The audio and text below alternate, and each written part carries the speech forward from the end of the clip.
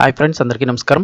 Friends, ఇప్పుడే అందిన వార్త, కారు బాంబుతో దాడి, ఆర్మీ జనరల్ కన్నుమూత. అసలు ఏం జరుగుతుంది, ఏంటి వివరాలు తెలుసుకుందాం. వీడియో పూర్తిగా చూడండి, అలాగే తప్పకుండా లైక్ చేయండి. మరిన్ని అప్డేట్స్ కోసం ఛానల్ వెంటనే సబ్స్క్రైబ్ చేసుకోండి.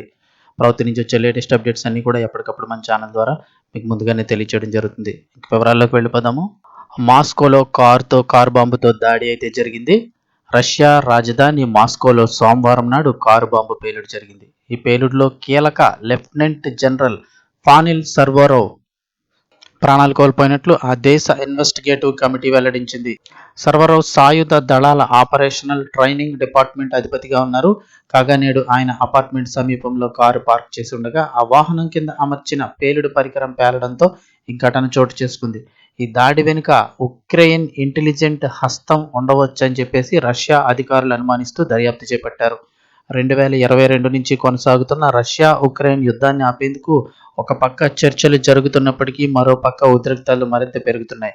ఇలాంటి తరుణంలో ఈ పేలుడు ఘటన చోటు చేసుకొని ఇప్పుడు సంచలనం అయితే రేపుతోంది.